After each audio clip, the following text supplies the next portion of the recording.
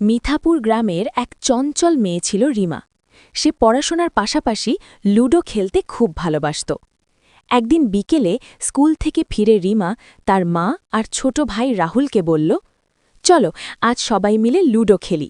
মা হাসতে হাসতে বললেন, ঠিক আছে, তবে হারলে কাঁদবে না যেন। ঘরের মাঝখানে রঙিন লুডোর বোর্ড বিছানো হলো। লাল, নীল, সবুজ আর হলুদ গুটি সাজানো হলো ঠিকঠাক। খেলা শুরু হতেই রিমা প্রথমেই ছক্কা পেল।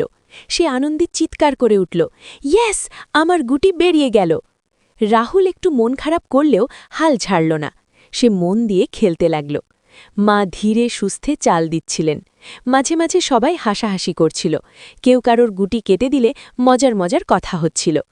একসময় দেখা গেল রিমা এগিয়ে আছে, কিন্তু শেষ মুহূর্তে রাহুল টানা 2 বার ছক্কা ফেলে রিমার গুটি কেটে দিল।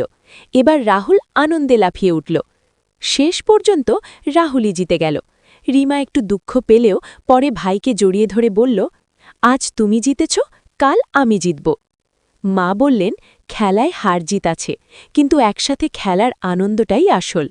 সেদিন থেকে রিমা বুঝল, লুডো শুধু জেতার খেলা নয়, বরং পরিবারের সাথে আনন্দ ভাগ করে নেওয়ার একটা সুন্দর উপায়।